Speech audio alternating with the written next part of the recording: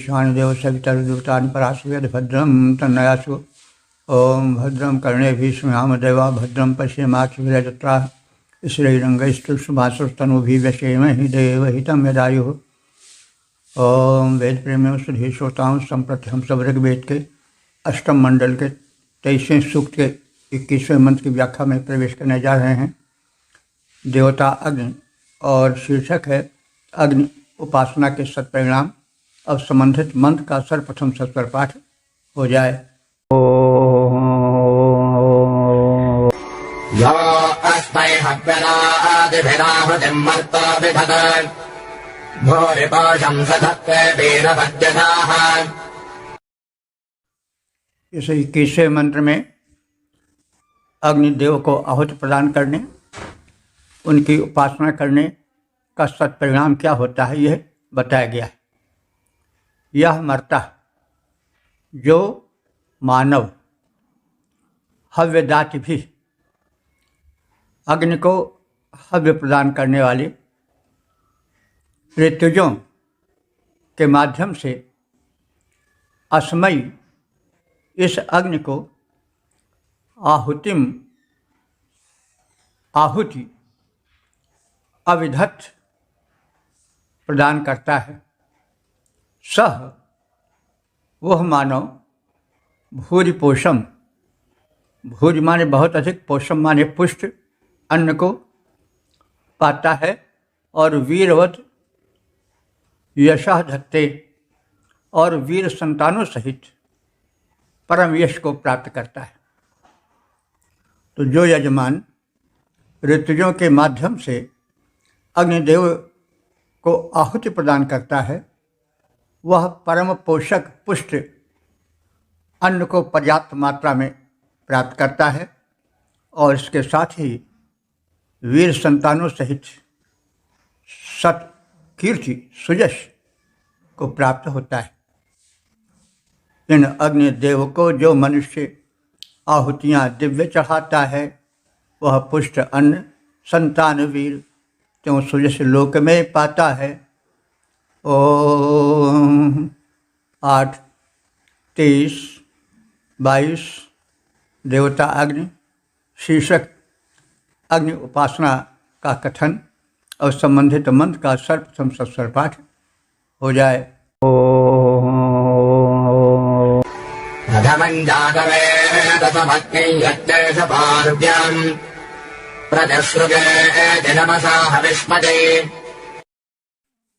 इस 22वें मंत्र में भी अग्नि उपासना का सत्परिणाम दिखाया गया है। प्रथमम माने जो पहला अव्वल नंबर, सर्वप्रथम यानी देवताओं में सर्वप्रथम पूज्य मान्य जात वेद सम, जात वेद कहते हैं अग्नि को। कारण है कि जाता नाम वेदता यह सा जात वेदसा, जो जितने उत्पन्न प्राणी हैं सबके रहस्यों को जानता है, वो जात वेद है। तो अग्नि सर्वत्र हैं, सबके हृदय में निवास करते हैं, जठराग्नि बन करके और शरीर में ताप बन करके, तो इसलिए इनको जात वेद कहा गया है। तो जो अग्नि प्रथम है, प्रथम माने देवों में प्रथम है, प्रथम पूज्य हैं और प्राणी मात्र के समस्त रहस्यों के ज्ञाता हैं, इसलिए जात वेद हैं। पूर्वम माने जो अपूर्व है अथवा पुरातन है। ऐसे अग्निदेव को जो उपासक यज्ञेषु यज्ञों में हविष्मति श्रुक नमसा प्रत्येति, हविष्मति माने हविधारी, श्रुक माने शुआ को, नमसा माने नमन पूर्वक, प्रत्येति अग्नि के पास जाता है, यानी अग्नि की पूजा करता है। शुआ कहते हैं जिसके द्वारा घृतादि डाला जाता है, हव्य दान। तो शुआ ऊपर उठाया जाता है, तभी तो हव्यादि या घृतादि पड़ते हैं।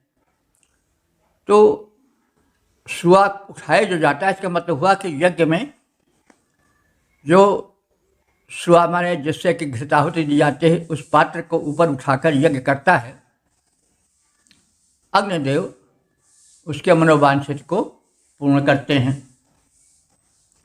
अग्निदेव देवताओं में प्रधान हैं, वे सर्वज्ञ हैं और पुरातन हैं।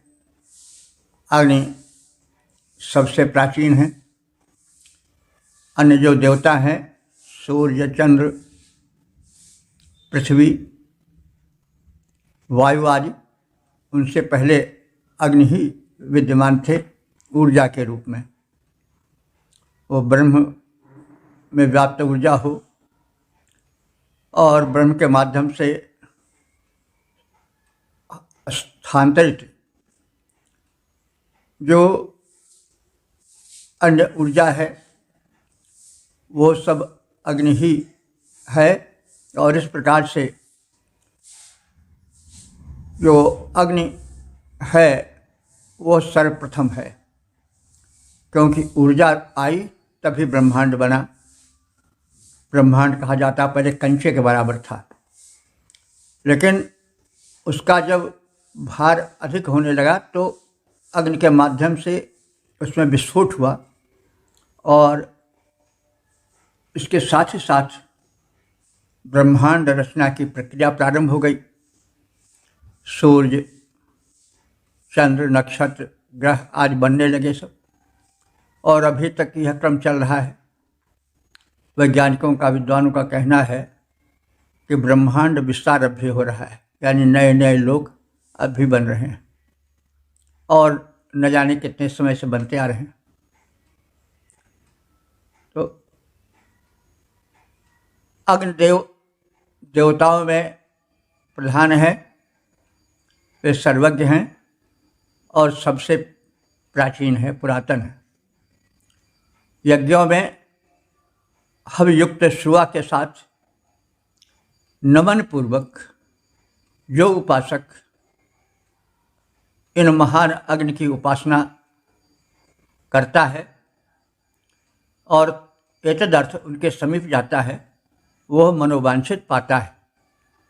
सर्वज्ञ पुरातन अग्नि देवता सुरगण में सबसे प्रधान, हविषुआ सहित जाते समीप करने को पूजन अनुष्ठान, वे मनोवांछित को पाते समृद्ध परम हो जाते हैं। वे सुखी स्वस्थ संपन्न सदा जीवन को धन्य बिताते हैं। ओम 8:23 देवता अग्नि शीर्षक स्तोत्रों द्वारा अग्नि की उपासना। अब संबंधित मंत्र का सर्वप्रथम सस्वर पाठ हो जाए।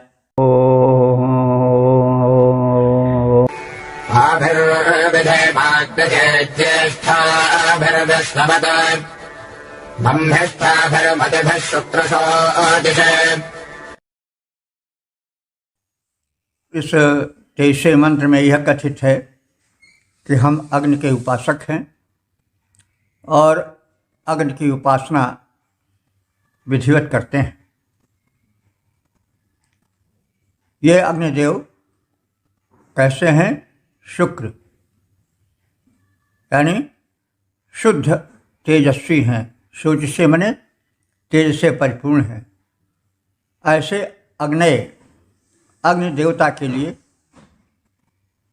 हम वैश्यवत विधन अश्व, श्रेष्ठ अश्ववत माने समान, वैश्यवत श्रेष्ठ अश्व के समान जो अग्निदेव महिमावान है, सुपूज्य हैं, सशक्त हैं, उनको मंघिष्ठा भी मेत भी विधेम। मंघिष्ठा भी माने शक्ति संपन्न, मत भी माने स्तुतियों से, विधेम माने पूजा का विधान करते हैं। श्रेष्ठ अश्व के सदस्य शक्तिशाली ज्ञान युक्त महान स्तोत्रों से हम तेजस्वी अग्नि का पूजन विधान करते हैं। जो अश्व समान शक्तिशाली जो ज्ञानपूर्ण अतिशय महान, जो अश्व समान शक्तिशाली, जो ज्ञानपूर्ण अतिशय महान, उन स्तोत्रों से अग्निदेव का करते हम पूजन विधान। ओम 8, 23, 24 देवता अग्नि शीर्षक अग्नि पूजन का कथन। अब संबंधित मंत्र का सर्वप्रथम सस्वर पाठ हो जाए। यो नमर्चविहायशस्तमेभस्थोरजो भवतान् ऋषे वैयश्वदम्याजाग्दये। इस 24वें मंत्र में यह कथित है कि अग्निदेव महान हैं और उनका पूजन जो सशक्त वेद मंत्र हैं, अत्यंत प्रभावशाली मंत्र हैं, उनके माध्यम से पूजन हो। तो यह कथन अपना नाम देकर के, पितृ नाम देकर के स्वयं विश्वमना ऋषि कह रहे हैं। वे इस सूक्त के मंत्रदर्शी ऋषि हैं। वैयश्व ऋषि, हे विश्व नामधारी ऋषि के पुत्र विश्वमना, विश्वमना नाम वाले, दम्याय विहाय से अग्नय। अदम्याय माने शत्रुओं, दम्याय माने शत्रुओं के दमन में समर्थ। अग्नि का ये विशेषण है। दम्याय शत्रुओं के दमन में समर्थ, विहाय से महान अग्निदेव जो सर्वत्र व्याप्त हैं, उनकी हम उपासना करें। वेद मंत्रों से उनकी स्तुति करें। किस प्रकार से? स्थूरम यूपवत। स्थूर माने स्थूल, यूप कहते हैं यज्ञ में गाड़ा जाने वाला अत्यंत उच्च स्तंभ। तो जैसे स्थूल यानी पुष्ट मोटा और यूप वह स्तंभ जो महत्वपूर्ण होता है, यज्ञ में गाड़ा जाता था, उसी के समान अस्तों में भी अर्थ वेद मंत्रों के द्वारा उन अग्निदेव की अर्चना करें। तो यहाँ पर यूप की महत्ता दी गई है। यज्ञ भूमि पर यूप गाड़ा जाता था। यह पवित्र काष्ठ का होता था। यह बेल का भी हो सकता था और अन्य पवित्र चंदन आदि का भी होता था, जिसकी जैसा सामर्थ्य पलाश का भी होता था, ऐसा भी कहा गया है। तो जिसकी जैसी सामर्थ्य होती थी वैसे गाड़ता था। वाल्मीकि रामायण में कथित है कि जो अश्वमेध यज्ञ दशरथ ने किया था, उसमें चंदन के, बिल्व के और पलाश के एवं अन्य महत्वपूर्ण काष्ठों के बने हुए बड़े उच्च यूप गाड़े गए थे, स्तंभ गाड़े गए थे। इस यूप में पशु पक्षियों को बांधा जाता था। तो आज भी यूप की प्रथा विशेष करके विवाह और उपवीत संस्कार में देखा जाता है। अब उसी को श्रावण कहते हैं। श्रावण माने हेंगा, जिसको लोग बताते हैं। तो कहाँ भाई चंदन और काष्ठ उतना मिले, तो जो श्रावण होती है, हेंगा जिससे खेत में आया जाता है, उसको लोग बांध देते हैं, गाड़ देते हैं। ये उसमें जहाँ विवाह संस्कार होता है, जनेऊ उपवीत आदि होता है, और उसमें पक्षी बढ़ई बनाता है, उसको जगह जगह पर टांग दिया जाता है। तो उसी प्रथा का द्योतक है कि पशु पक्षी बांधे जाते थे पहले, तो काष्ठ का बना हुआ पशु पक्षी डाले जाते थे, बांधे जाते थे, तो उसी का प्रतीक है। बाद में जब यज्ञों में पशु पक्षी वध होने लगा तो उसके विरुद्ध बौद्धों के आंदोलन हुए और फिर वह प्रथा समाप्त हो गई। लेकिन अभी यज्ञोपवीत विवाह में देखा जाता है तो पक्षी काष्ठ के बनाए हुए दिख जाते हैं, उसमें फिर जो पूज जाता है उसको उखाड़ लेता है। मतलब ये बताने के लिए हम ले जा रहे हैं इसको अपने घर, तो एक प्रतीक रूप में है। तो अब ये तो कहने पर बड़ा विलंब हो जाएगा कि जो यूरोप में पशु पक्षी बांधे जाते थे वे वध के लिए नहीं बांधे जाते थे, वे उनका भी एक पर्यग्नीकरण होता था, पवित्र होता था, क्योंकि मनुष्य मूलतः पशु पक्षियों से ही तो निकला है ना। सब तो पहले बिरादरी थे, एक ही साथ वन में रहते थे। धीरे धीरे मनुष्य में बुद्धि का विकास हुआ, मनुष्य के पास भाषा भी आई।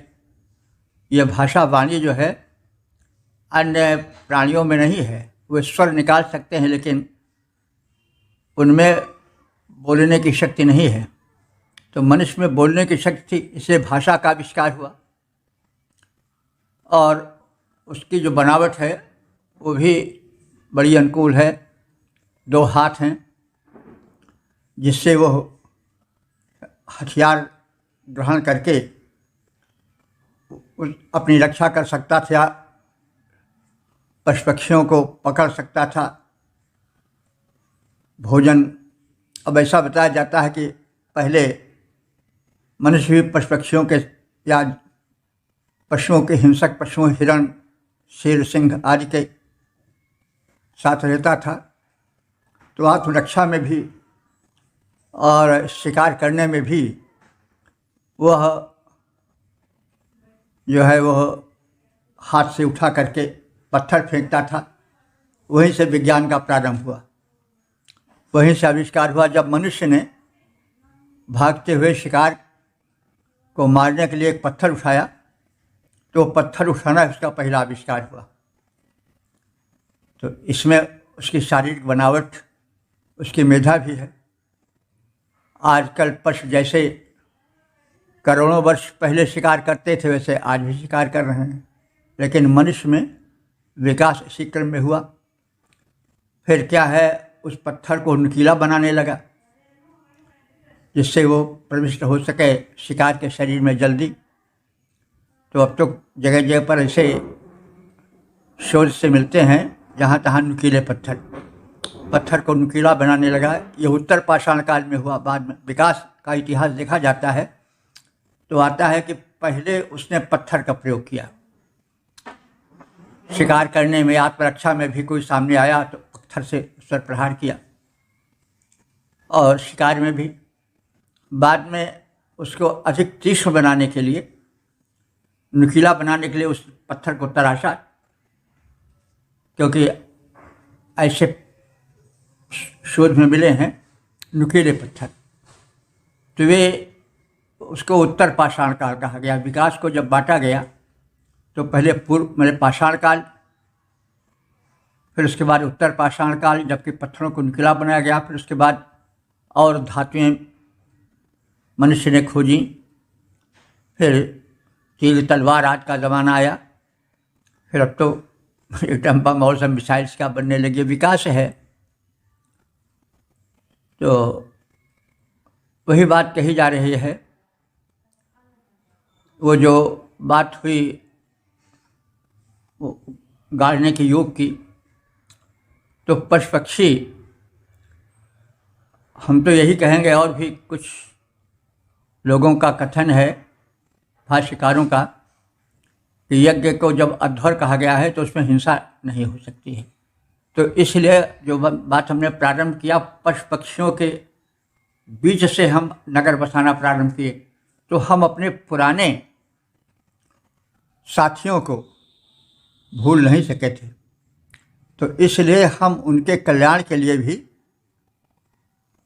उनका पर्यग्नीकरण करते थे और यूप में बांधते थे कि उनको छोड़ दिया जाता था।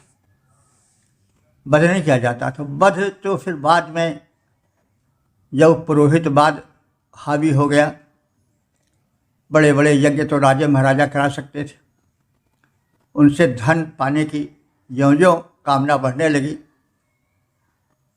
और यज्ञकर्ताओं में धन पाने की इच्छा होने लगी, तो भाई लोभ तो बड़ा भारी है। लोभ ग्राह धन जैसे क्रोध लोभ, तुलसीदास ने लोभ को ग्राह कहा है। ग्राह माने घड़ियाल, घड़ियाल के नट्टे नहीं होती, सीधे शिकार निकल जाता है। तो लोभ जो है वो मानव की दुर्बलता भी है और उससे वो पश्चाच्युत भी हो जाता है। तो बाद में राजाओं महाराजाओं से धन ऐंठने के लिए वे मांस प्रेमी होते थे और उनको छूट भी थी कि आप शिकार कर सकते हो हिरणों का और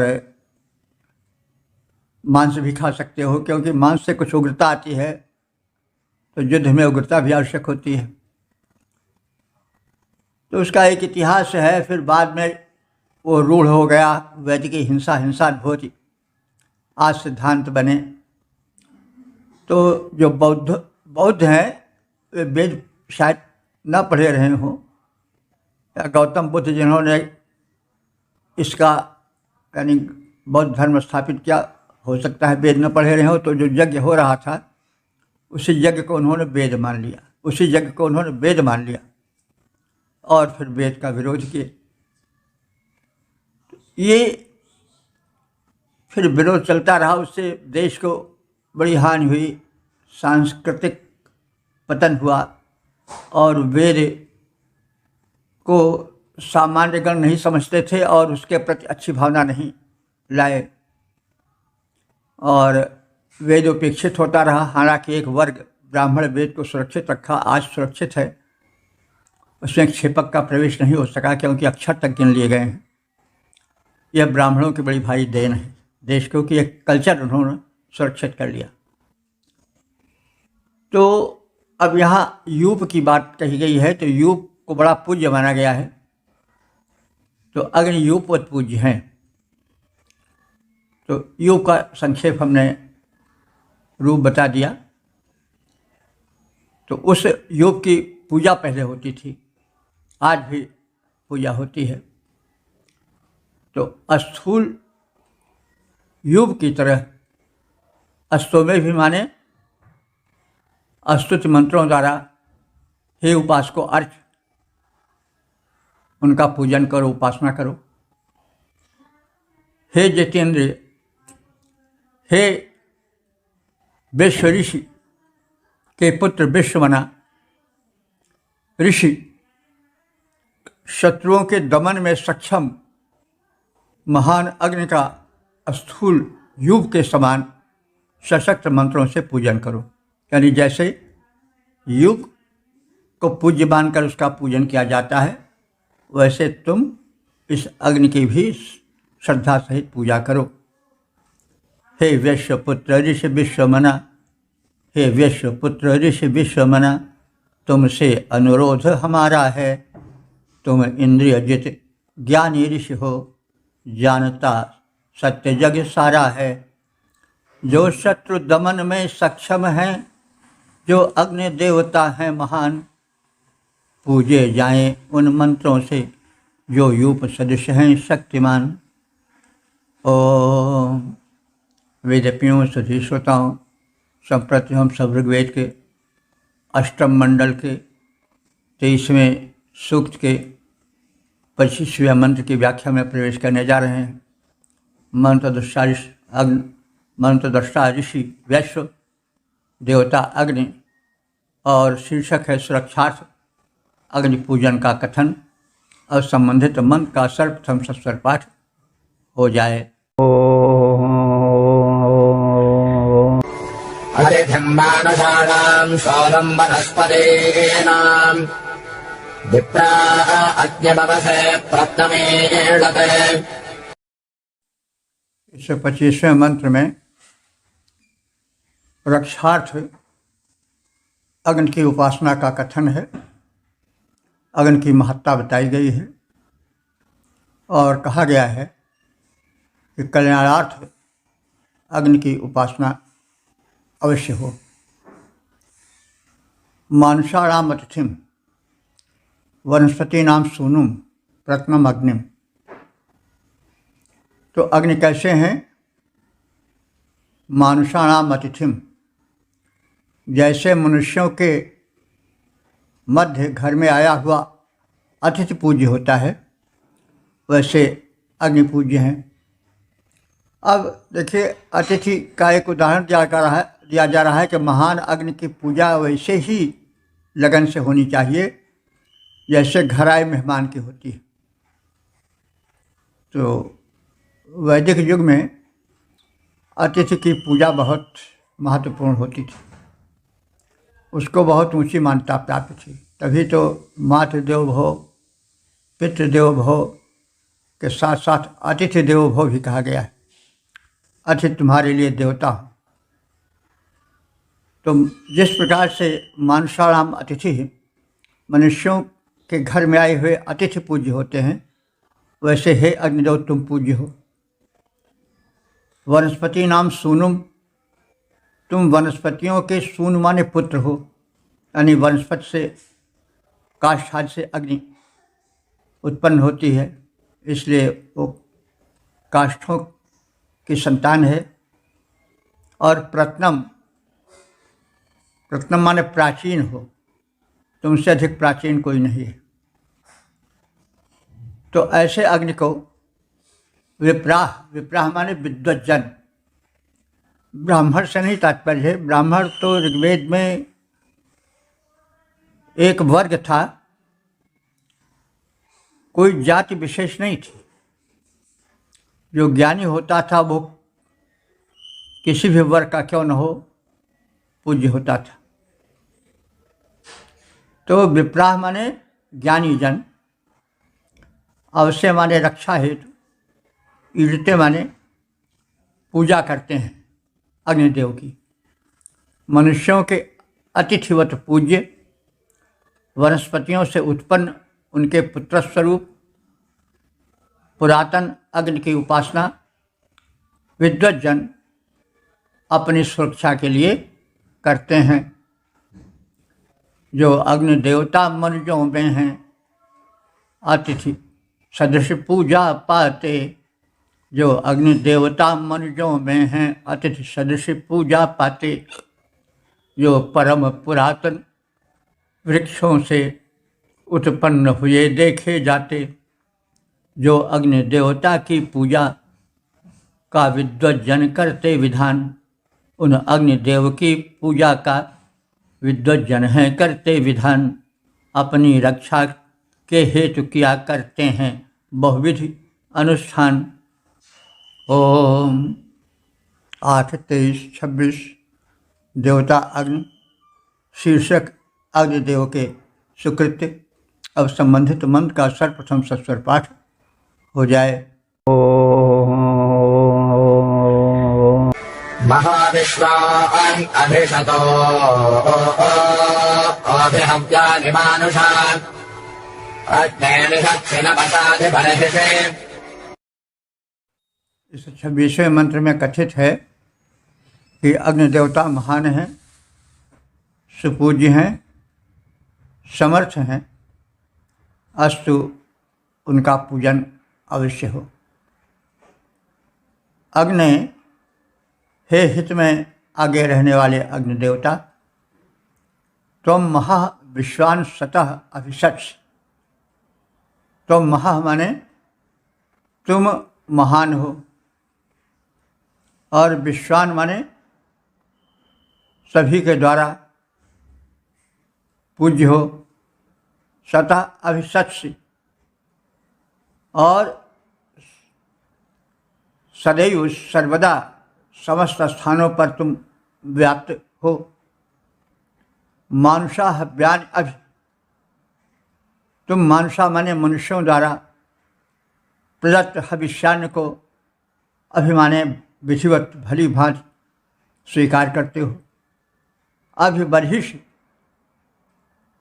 अभिबर्हिष नमसा निषत्सि, इस यज्ञ में बरहिश माने कुशासन पर पूजित होकर विराजमान रहते हो और अपने स्थान वेदी में तुम स्थूल रूप से विराजमान हो और सूक्ष्म रूप से इस कुशासन पर विराजमान हो, क्योंकि स्थूल रूप में अगर कुशासन पर रहेंगे तो कुशासन जल जाएगा।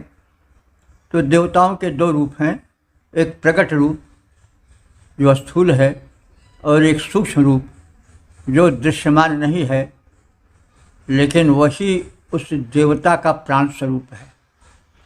तो वह सूक्ष्म रूप से कुशासन पर बैठे, उस समय उसका स्थूल रूप जो प्रज्वलनशील है वह नहीं रहता है। हे अग्निदेव, तुम अपने सामर्थ्य से सर्वत्र संपूर्ण पदार्थों में व्याप्त रहते हो।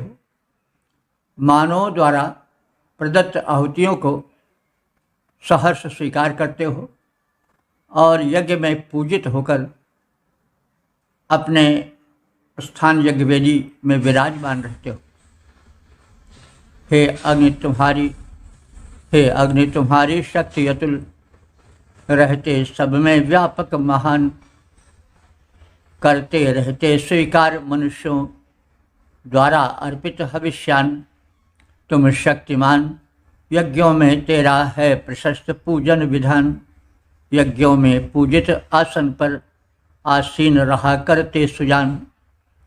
ओ 8, 23, 27 देवता अग्नि शीर्षक विविध अनुदानों द्वारा प्रार्थित अग्नि।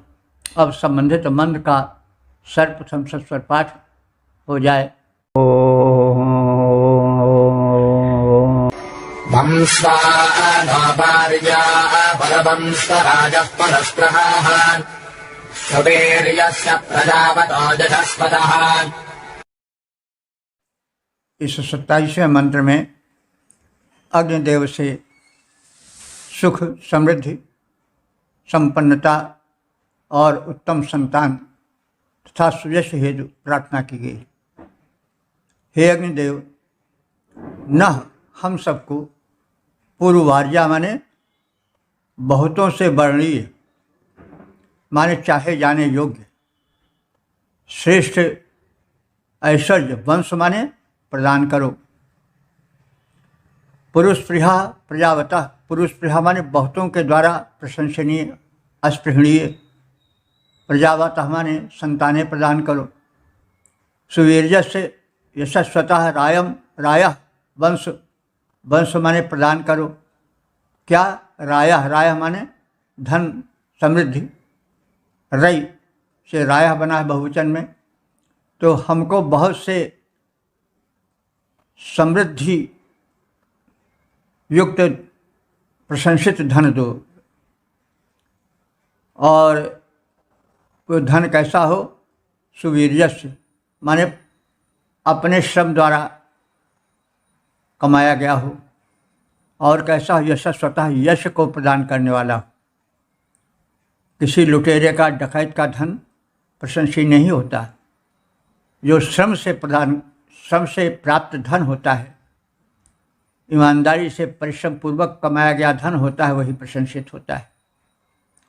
तो यह मतलब वैदिक युग में विशेष मान्यता प्राप्त था। वह धन और ऐश्वर्य जो श्रम से कमाया जाता था। अब ये थोड़ा युग कुछ विकृति से भर गया है, इसलिए सभी तो नहीं, लेकिन कुछ लोग ऐसे लोगों के धन की भी प्रशंसा करते हैं कि वाह कैसा चतुर है कि घूस लेकर के खूब धन कमाया है, बिल्डिंग बनाई है, और यहाँ वहाँ चारों ओर उसकी कीर्ति गाई जा रही है, खूब धनी है। तो यह सभी नहीं, लेकिन अधिकांश लोग जो विकृत मानसिकता वाले होते हैं, वो हराम के धन को, जो घूस में, छल में, कपट के कलेवर में सना होता है, ऐसे धन की प्रशंसा करते हैं। यह युग की विकृति का लक्षण है, क्योंकि इसी के कारण कुकर्म बढ़ते हैं। यदि निंदा हो, उस व्यक्ति के यहाँ पानी न पिया जाए, उसके बगल बैठा न जाए, तो मान तो सबसे बड़ा धन होता है। तो लोग अपने को धन न माने घूस लेकर के या अनुचित ढंग से कमाए हुए धन के कारण।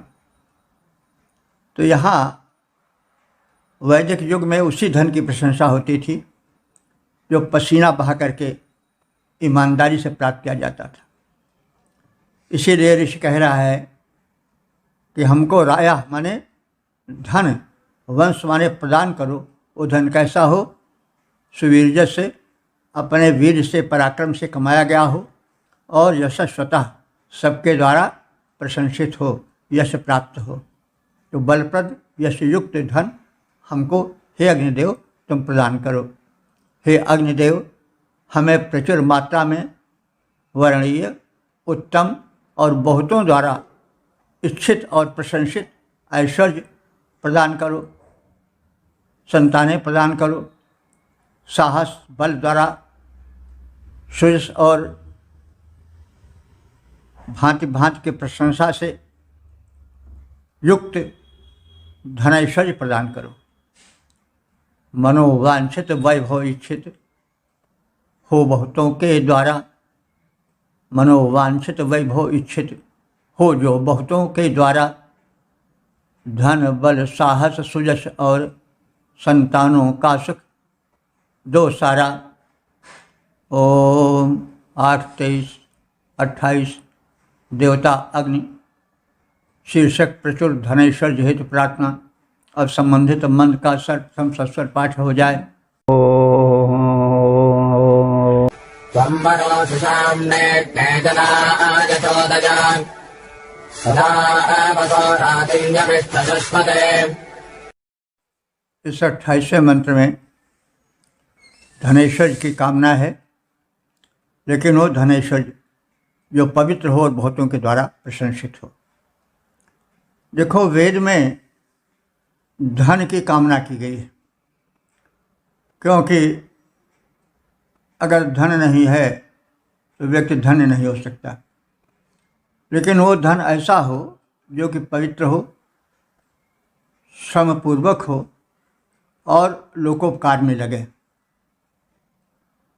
तो ये तो आवश्यक है कि धन हो। ऋग्वेद कभी है जो है शिक्षा नहीं देता है कि धन गलत ढंग से कमाया जाए, लेकिन कभी यह भी नहीं बताता है कि धन कमाया ही नहीं जाए। उद्यम हो, श्रम हो, श्रम सीकर बहाया जाए, पसीना बहाया जाए और धन प्राप्त करके उसका उचित उपयोग किया जाए और समाज हित में भी लगाया जाए। यह जो है वह स्वस्थ दृष्टिकोण है वैदिक। और यह तो बाद में बना कि धन चाहिए नहीं, हम साधु बन जाएंगे, यह है वो है। यह हमारे वैदिक संस्कृत में नहीं, यह बाद में विकार रूप में आया या किसी समय की उपयोगिता या उसके वातावरण के अनुकूल भी आया।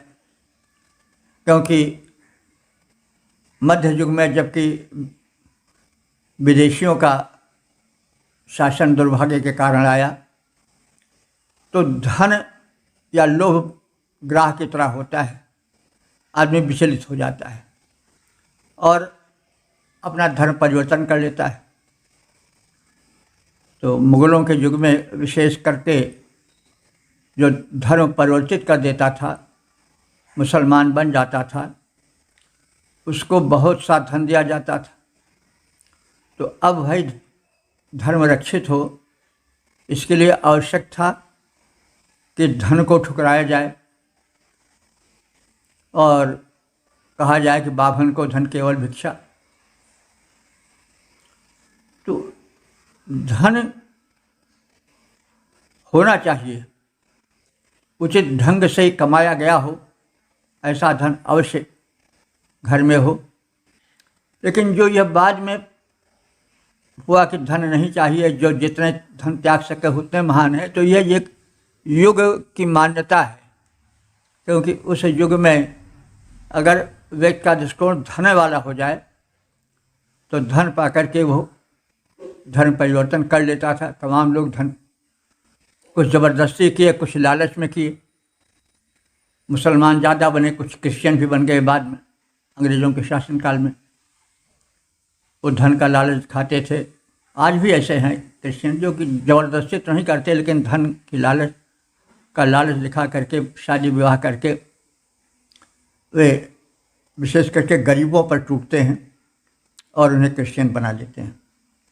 तो इसलिए धन को ठुकराया जाए, धन की लालच में किया जाए, यह युग की एक मांग थी।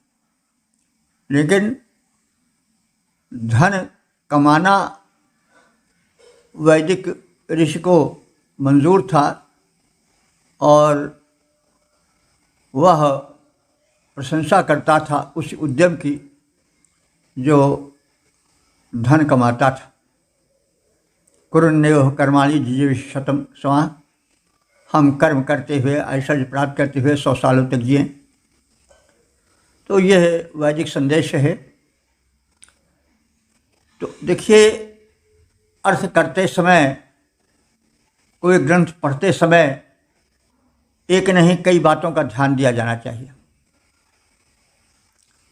कभी कभी मानस की पंक्तियों पर कुछ अज्ञानी या हठी नर आक्षेप कर देते हैं कि तुलसीदास जी ने बड़ा जुल्म किया, गलत उन्होंने कह दिया, ढोल गवां शुद्ध पशनारी चर्चा का विषय बना था। कुछ लोग यहाँ तक अज्ञतावश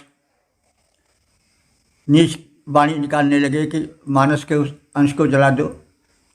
वे भूल गए हठवश या अज्ञानवश या स्वार्थवश कि भाई व्यक्ति जिस युग में रह रहा है वह उस युग से प्रभावित होगा अवश्य। उस युग की आवश्यकता समझ करके कुछ परिस्थितिवश जो मध्य युग था वह ऐसा युग था कि आज की तरह इजलास नहीं थी। मुगल लोग लालच दे करके ज़बरदस्ती घर में घुस करके जो थे वो स्त्रियों को ज़बरदस्ती ले लेते थे। और भाई यौवन ऐसा होता है कि आकर्षण भी होता है।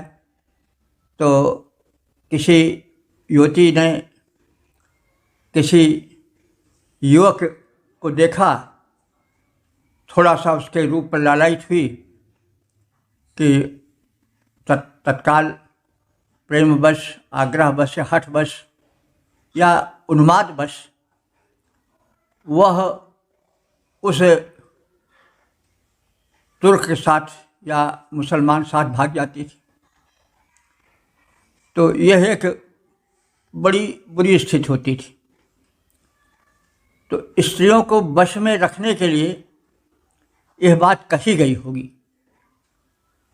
क्योंकि जो लोक दृष्टा होता है, लोक सुधारक होता है, वो युग की परिस्थिति को भी ध्यान में रखता है कि मतलब आजकल भी देखा जाता है कि तमाम स्त्रियां रूप पर लुब्ध हो करके किसी मुसलमान की ओर आकर्षित होकर चली जाती हैं। यह बहुत ज़्यादा मिलता है और अनेक उदाहरण मिलते हैं। कुछ प्रकाश में आते हैं, कुछ नहीं प्रकाश में आते हैं कि स्त्रियां जो है वो धर्म परिवर्तन कर लेती हैं रूप के और उस यौवन के उन्माद में। तो इसलिए रखा गया, इनको पर्दे में रखो, स्वतंत्र न रखो, नहीं तो फिर मामला खराब जाएगा। तो एक युग की मांग भी थी। वही बात शूद्रों की थी, वे भी धर्म परिवर्तन बड़ी जल्दी कर लेते थे। तो भाई कोई बात कही जाती है तो युग के अनुकूल भी कही जाती है। तो इसलिए कहा गया कि इनको स्वतंत्रता अधिक न दो। पर्दा प्रथा, बल्कि यहाँ तक कि सती प्रथा बनी कि पिता अपनी पुत्री को, पुत्र अपने माता को जलता हुआ देखता था जिंदा, लेकिन युग की परिस्थिति थी, धर्म की रक्षा की बात थी, तो उस कठोर कृत्य को भी देख लेता था। लेकिन जो युग समाप्त हो गया तो आज वो बात नहीं रह गई, कोई सोच भी नहीं सकता था। तो तमाम ऐसी बातें हैं जो कि युगानुकूल की जाती हैं, और जो कवि एक दृष्टा होता है युग का, वो रक्षा के लिए कवच की तरह कुछ बातें भी कह जाता है। अब युग बीत गया भाई, जैसे हम जो है वो मोटा कपड़ा पहनते हैं, गरम परिधान धारण करते हैं सर्दी में, लेकिन उसको सर्दी जब बीत जाती है, गर्मी आ जाती है, तब तो नहीं ग्रहण करते। अब उसमें कोई ये कहने लगे करे वो तो बड़ा नीच है, वो देखो उसने अपने कोट पैंट को उतार दिया, तो ये कोई समझदारी की बात तो है नहीं। तो वैसे ही कोई महापुरुष का भी समाज सुधाकर कोई बात कह रहा हो तो वो अन्याय वाली नहीं रहेगा, वो अन्याय नहीं है, बल्कि वो युग में आवश्यक बात होती है। अब एक समय जो एक बस आवश्यक थी, उसको उसी समय के चश्मे से देखना चाहिए। तो अब यह वैदिक युग था, यहाँ ऐसी कोई परिस्थिति नहीं थी। धन कमाओ, और धन नहीं कमाओगे तो कैसे उसे लोक सेवा में लगाओगे, कैसे परिवार का भरण पोषण करोगे। तो इसलिए यह बात ऋग्वेद में बहुत अधिक मिलती है कि हे देव हमें धन दो। तो वही बात है, तो कभी कभी थोड़ा रुक करके युग की व्याख्या भी करनी अनिवार्य होती है। वरो, वरो माने वर्णीय, हे वर्णीय, हे स्वीकरणीय अग्निदेवता। वसो, हे आश्रयप्रद अग्निदेवता। यविष्ठ, हे बलवान अग्निदेवता। त्वं शश्वते सुष्मणे जनाय। त्वं माने तुम, शश्वते माने अनेक प्राचीन बहुमान्य प्रार्थनाओं द्वारा, सुष्मणे जनाय सुख समृद्धि चाहने वाले लोगों के लिए लोक हितार्थ में। सदा रातिम, सदैव राति माने धन, चौदह माने प्रेरित करो। सदा रातिम चौदह, सदा धनैश्वर्य को प्रेरित करो।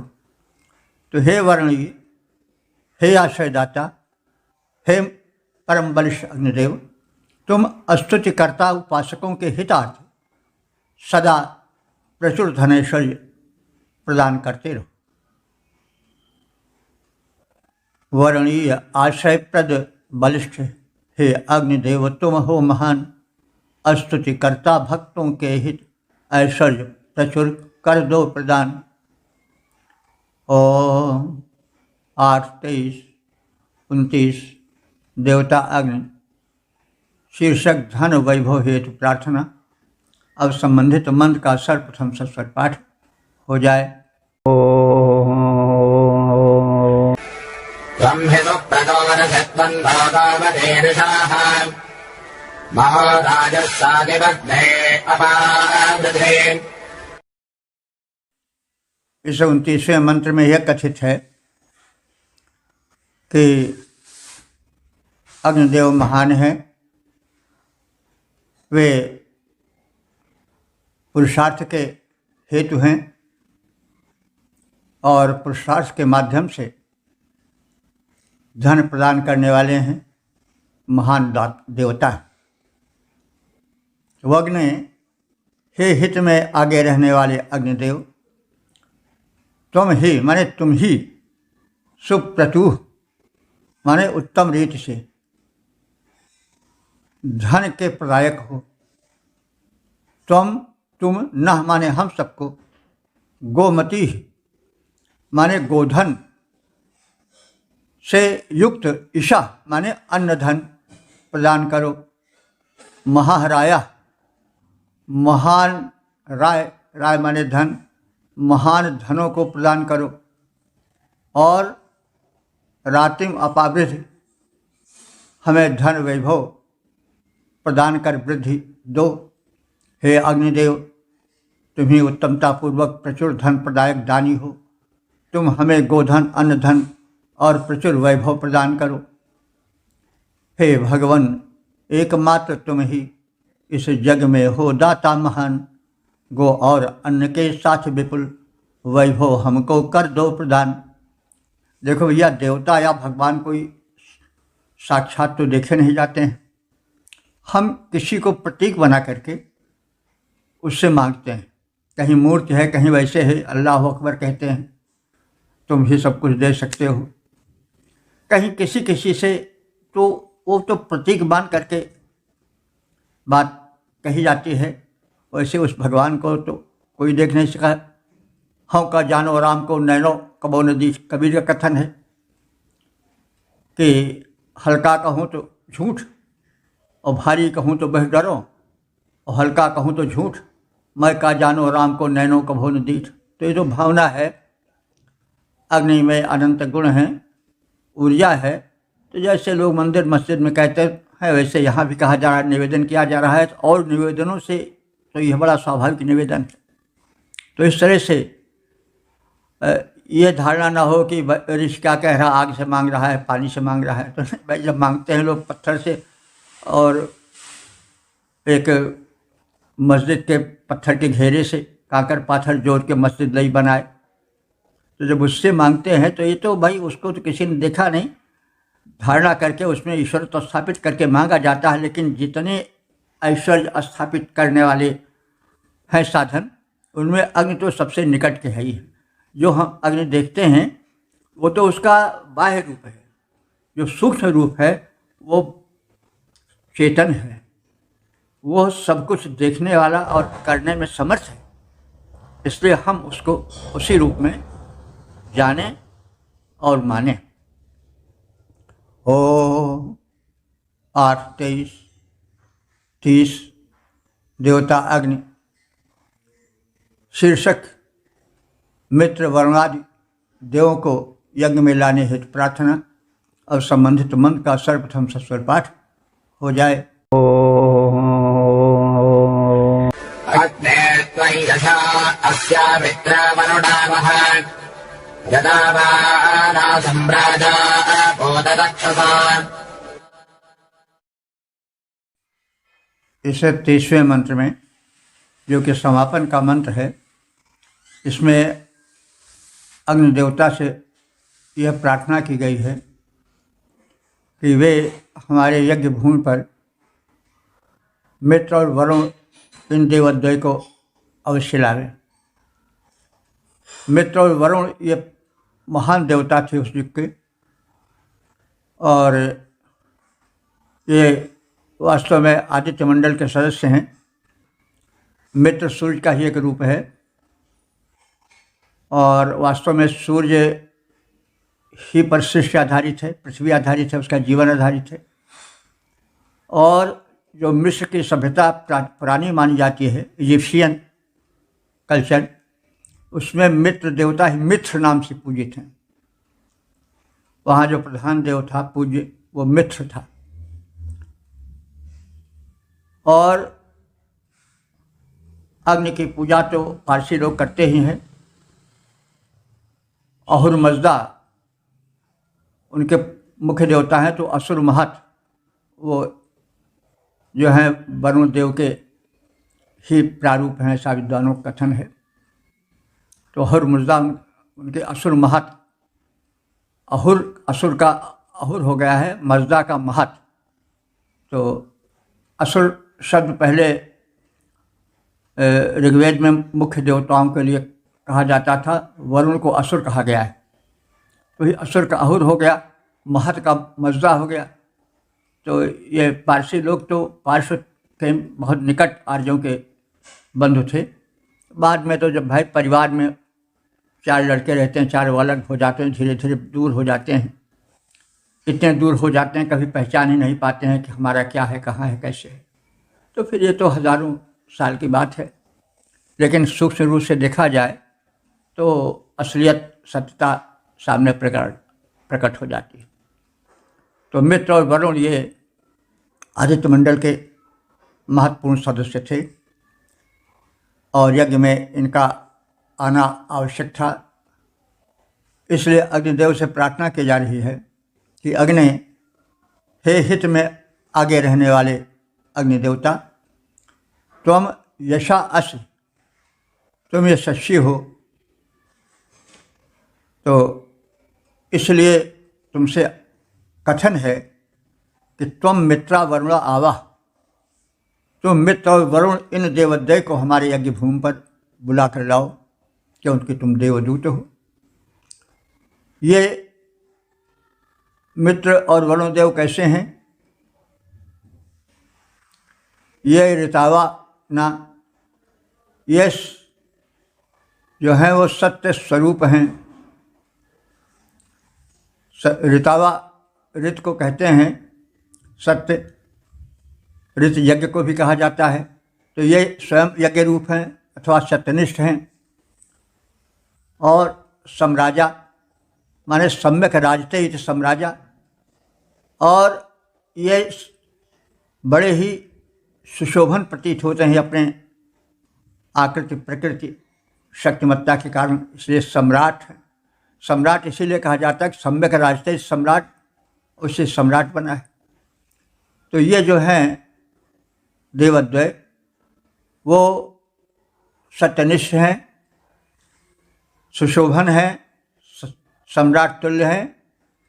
पूत माने पवित्र हैं और दक्षता माने क्रियाकलापों को संपन्न करने में बहुत चतुर हैं।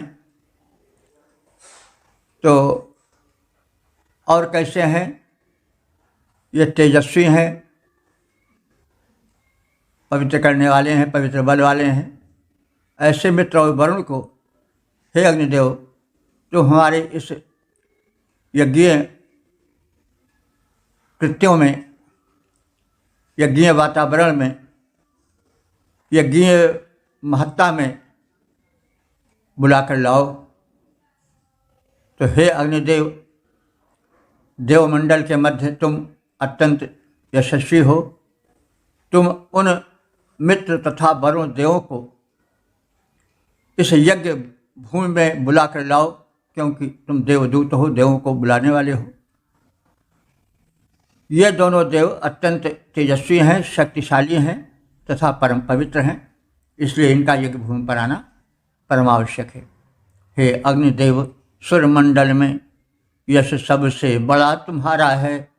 हे अग्निदेव, सूर्यमंडल में यश सबसे बड़ा तुम्हारा है। हे देव प्रवर, सादर तुमसे ऐसा अनुरोध हमारा है।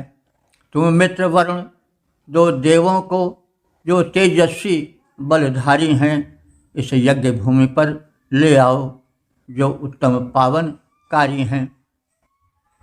इस प्रकार से हमने ऋग्वेद के 8वें मंडल के 23वें सूक्त के 30 मंत्रों की व्याख्या कर ली है। और अब तक के जो मंत्र व्याख्यायित हो चुके हैं उनकी संख्या 6550 हो चुकी है। यह भगवत कृपा है, वेद भगवान की अनुकंपा है कि हम लोग इतने चरण रख चुके हैं, आगे बढ़ चुके हैं। आप जैसा सब जानते हैं कि इस सूक्त के जो हैं वो देव अग्नि हैं। अग्नि के विषय में बहुत कहा जा चुका है। अग्नि का क्षेत्र बड़ा व्यापक है। सूर्य जो लोक में है वो भी अग्नि के बृहद रूप हैं। अंतरिक्ष में विद्युत रूप में वो विद्यमान हैं और भूतल पर वे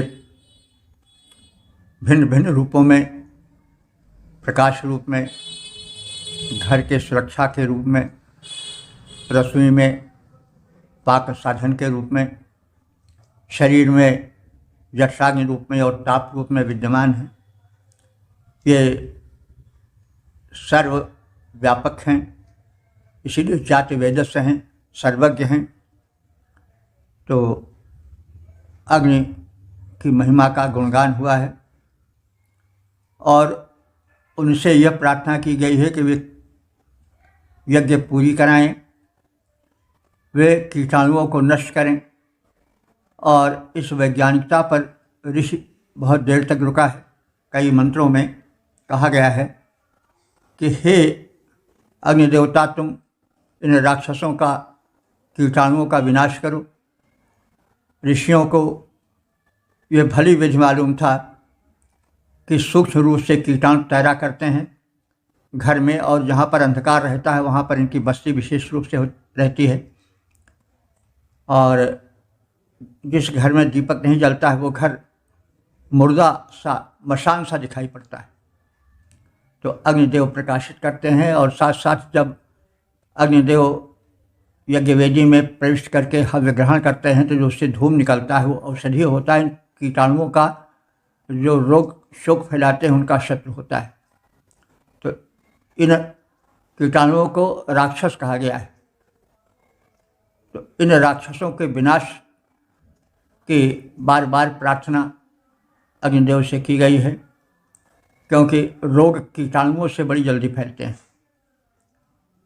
जो मलेरिया है, फाइलेरिया है, और जो अन्य महामारी के फैलाने वाले हैं, हैजा के, चेचक के, ये सब कीटाणु से ही होता है। और जो आज का भयंकर महामारी वाला रोग था जिससे संसार जूझ चुका है, वो रोग भी इन्हीं वायरस से आता है, तरह तरह के वायरस से। और डेंगू आदि सब जो तड़पा करके मारते हैं, ये सब राक्षस हैं। और ये एक नहीं अनेक रूपों में प्रकट होकर के अपनी माया दिखलाते हैं, बढ़ते हैं शरीर में और शरीर को नष्ट कर डालते हैं, मनुष्य का कीमती जीवन छीन लेते हैं। तो अग्नि देवता से उनके कीटाणुनाशक शक्ति की प्रशंसा करते हुए 3-4 मंत्रों में विनय है कि वे इन कीटाणुओं को, इन वायरसेस को नष्ट करें। और जो पवित्र देवता हैं, मित्रवराज, उन सबको लावें, यज्ञ को सफल बनावें, हमें सुख दें, स्वास्थ्य दें, धन दें, ताकि हम समर्थ हों और आत्महित के साथ साथ लोकहित कर सकें। तो वेदों का यह स्वस्थ संदेश, यह लोक कल्याणी संदेश पूज्य है, बहुमान्य है, और वेद के प्रचार प्रसार के साथ साथ इस वैज्ञानिक और स्वस्थ सिद्धांत का चारों ओर प्रसार हो। वेद मंत्रों में जो स्वर लहरी निकलती है वह वातावरण में एक सात्विकता पैदा करती है। जब वेदध्वनि होने लगती है तो स्वयं प्रतीत होता है कि कोई एक उत्तम शक्ति का क्षरण हो रहा है और वातावरण पवित्र हो रहा है। वेद मंत्र के उच्चारण के समय सभी उससे आकर्षित हो जाते हैं। स्वर लहरी में अपूर्व शांति प्रदान करने वाली शक्ति होती है। तो वेद मंत्रों का उच्चारण, उसके ध्वनि और उतार चढ़ाव, जिससे लोग हाथ फैलाते हैं, इधर उधर हिलाते हैं, वो सब जो उतार चढ़ाव, आरोह अवरोह है, उससे संबंधित है और उससे वातावरण बड़ा पवित्र होता है। वो दिन कब भगवान लाएंगे कि वेद मंत्रों से यह गगन, यह धरा जो है वो भर जाएगी और एक पवित्रता की सरिता प्रवाहित हो जाएगी। तो हम सब मिल करके कांक्षा करें कि वेदवाणी जो कि ईश्वर वाणी है वो मनुष्यों के कल्याण के लिए सर्वत्र फैले, लोक कल्याण हो, आत्म कल्याण हो, संसार सुखी हो। ओम सर्वे भवन्तु सुखिनः, सर्वे सन्तु निरामयाः, सर्वे भद्राणि पश्यन्तु मा कश्चित् दुःख भाग् भवेत्। ओम।